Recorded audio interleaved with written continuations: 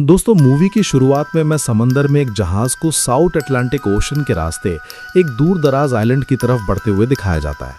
इस जहाज पर एक फेदर ऑफिसर होता है जिसका नाम डेविड है। उसे सरकार ने आइलैंड पर 1 साल तक मौसम को ऑब्जर्वेशन करने के लिए भेजा है ताकि वो मौसम में अजीब बदलाव का डेटा इकट्ठा कर सके। उसके साथ 1 साल का खाना और ज़रूरत की सारी चीज़ें भेजी गई हैं। अब कई दिनों के सफर के बाद आखिरकार जहाज आइलैंड पर पहुंच जाता है, जिसके बाद डेविड और कैप्टन एक छोटी बोट से उतरकर जरूरी सामान के साथ आइलैंड पर उतरते हैं। वहां पर एक पुराना लाइट हाउस और एक छोटा सा घर होता है जहां डेविड को रहना है। डेविड से पहले भी यहाँ पर एक और वेदर ऑफिसर काम किया करता था जिसका नाम रॉबर्ट था, लेकिन अब उसकी ड्यूटी खत्म हो चुकी है। अब जब वो घर में पहुंचता है, जब डेविड को रहना है, तो वो हैरान हो जाता है। घर पूरी तरह से बिखरा हुआ था, जैसे वहां पर कुछ हुआ हो। सारा सामान पूरी तरह से बिखरा हुआ होता है। उन्हें लगता है कि शायद रॉबर्ट लाइट हाउस में होगा, इसीलिए डेविड और कप्तान वहां पर पहुंच जाते हैं। लेकिन लाइट हाउस बाहर से तेज नोकीली लकड़ियों से घिरा हुआ होता है, जैसे किसी ने जानबूझकर उसको बंद किया हो। अब जब वो गेट पर कई बार नॉक करते हैं तो उन्हें कोई जवाब नहीं मिलता, इसलिए वो जैसे तैसे करके लाइट हाउस के अंदर पहुंच जाते हैं। और जब वो ऊपर जाते हैं तो एक आदमी सोया होता है जिसका नाम ग्रूनर है। जब वो उसे रॉबर्ट के बारे में पूछते हैं तब ग्रूनर कहता है कि वो शायद किसी बीमारी से मर चुका है। पर जब कैप्टन उसे डेड बॉडी के बारे में पूछता है तो ग्रूनर अजीब जवाब देता है। वो कहता है कि शायद उसे किसी ने मारकर खा लिया हो। ये सुनकर डेविड और कप्तान दोनों हैरान हो जाते हैं। उन्हें शक होता है कि ग्रूनर की दिमाग की हालत ठीक नहीं है। कैप्टन डेविड से कहता है कि अगर तुम चाहो तो वापस मेरे साथ चल सकते हो, लेकिन डेविड को पैसों की ज़रूरत है और अगर वो सरकार को सही वेदर रिपोर्ट दे पाया तो उसे अच्छा खासा मुआवजा मिल सकता है। इसीलिए वो वहीं पर रुकने का फैसला करता है। कैप्टन जाते जाते उसे एक गन देता है। वो कहता है कि शायद ये जगह इतनी सेफ नहीं है जितनी ये दिखती है। अब कैप्टन के चले जाने के बाद डेविड घर को थोड़ा ठीक करता है और रहने लायक बनाता है। इसी दौरान रॉड में उसे पुराने ऑफिसर की एक डायरी मिलती है जिसमें 1913 से जुड़ी कुछ बातें लिखी होती हैं। डायरी में कुछ अजीब क्रिएचर्स के स्केच थे। डेविड को समझ नहीं आता कि उसने ये क्यों बनाए होंगे। डायरी में उसकी वाइफ की फोटो भी होती है। अगली सुबह डेविड अपना काम शुरू करता है, लेकिन जब वो समंदर के किनारे पहुंचता है तो वो देखता है कि वहां पर कुछ पत्थर और सी शेल्स अजीब पैटर्न में रखे हुए होते हैं।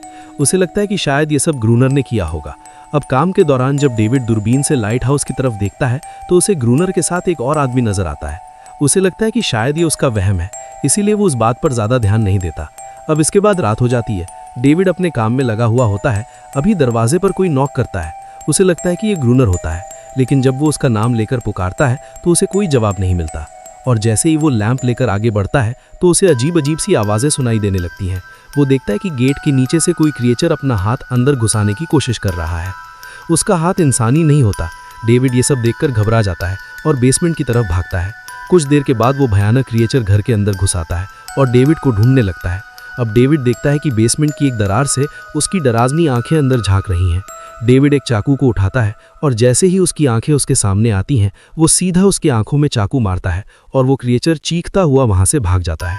इसके बाद डेविड बेसमेंट का गेट मजबूती से बंद कर देता है और पूरी रात जागकर वहीं बिताता है। अगली सुबह जब वो बेसमेंट से बाहर निकलता है तब वो बाहर रेत पर अजीब निशान देखता है जो इंसानी लुक बिल्कुल नहीं लग रहे होते हैं, जो सीधा समंदर में जाके खत्म हो रहे होते हैं। डेविड को पूरी तरह से समझ में आ गया है कि ग्रूनर ने लाइट हाउस के चारों तरफ लकड़ियां क्यों लगाई थी।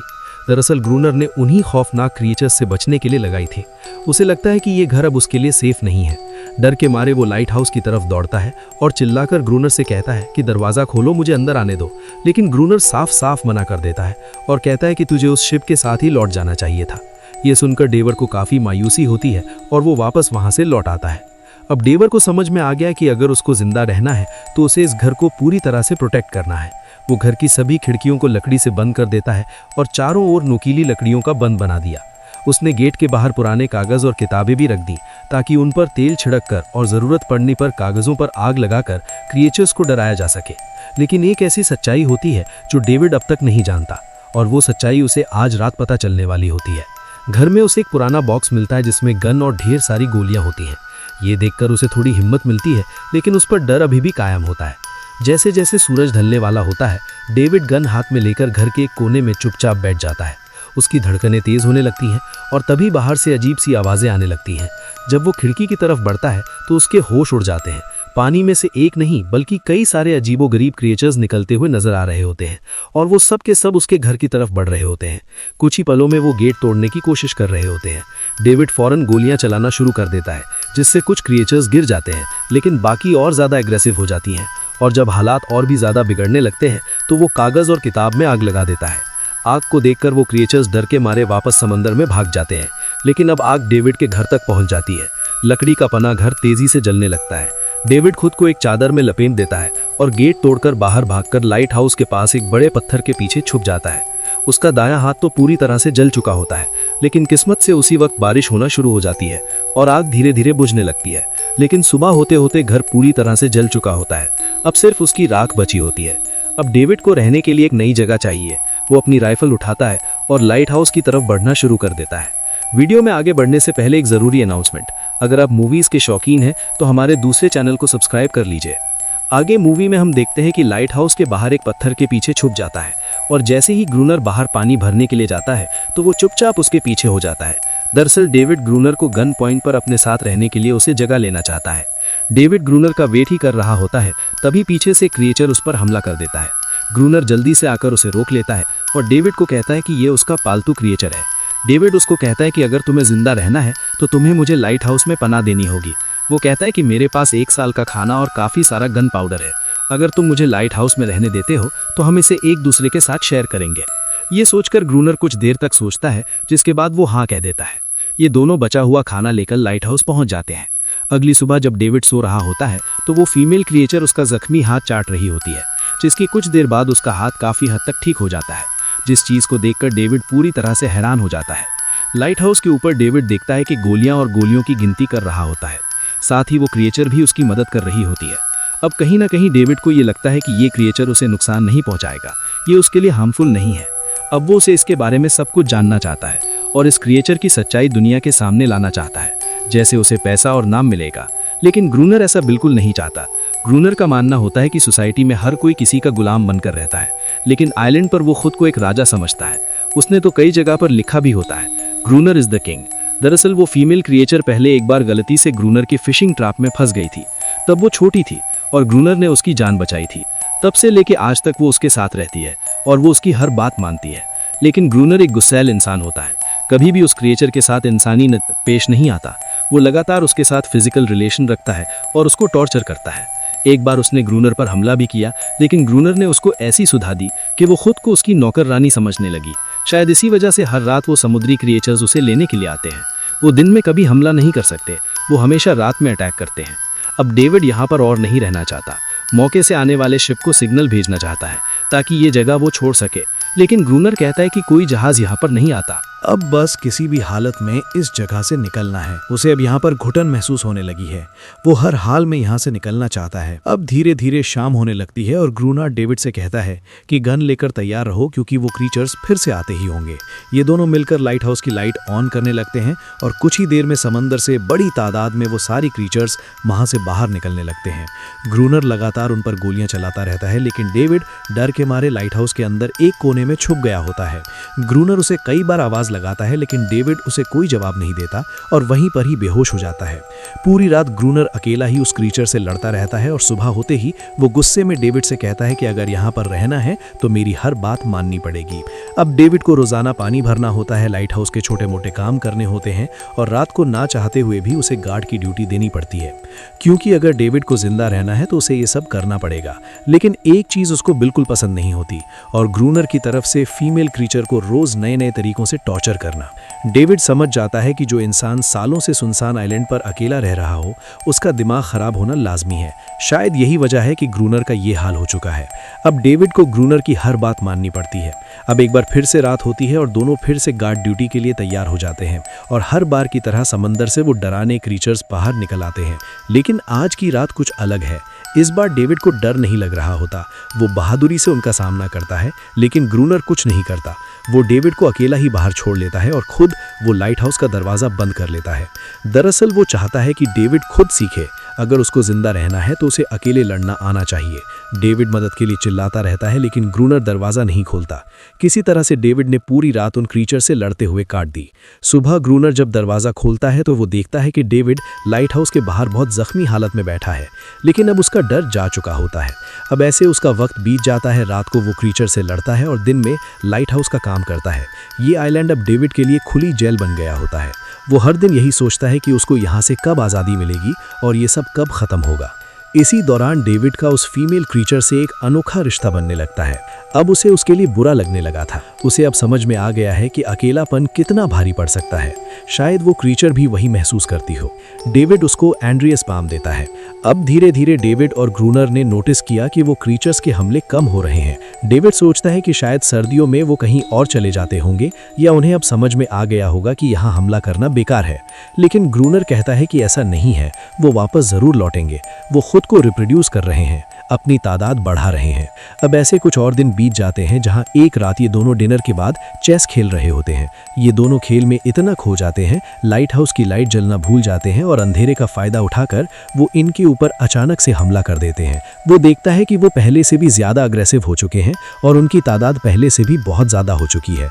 अब दो लोग मिलकर भी उनसे ज्यादा देर तक नहीं लड़ सकते और साथ ही गोलियां भी खत्म होने वाली होती हैं। किसी तरह ये दोनों लाइट हाउस के ऊपर तक पहुंच जाते हैं, लेकिन इस दौरान ग्रूनर के पैर में गहरी चोट लग जाती है। अब इन दोनों के पास कोई रास्ता नहीं होता। ये दोनों पूरी तरह से हार मान चुके होते हैं। इनको लगता है कि ये क्रीचर अब इनका खात्मा करने वाले हैं। पर तभी अचानक सुबह हो जाती है। सूरज की रोशनी फैलती है जैसे सभी क्रीचर्स समंदर में वापस लौट जाते हैं।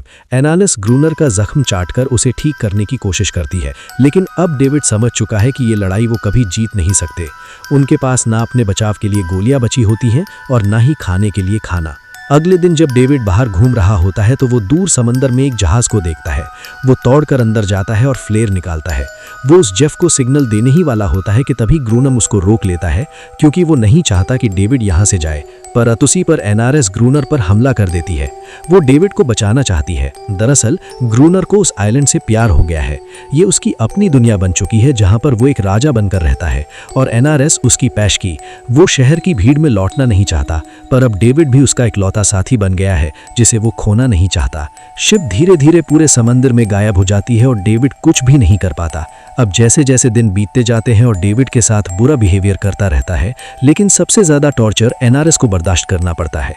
डेविड को ये सब बिल्कुल अच्छा नहीं लगता।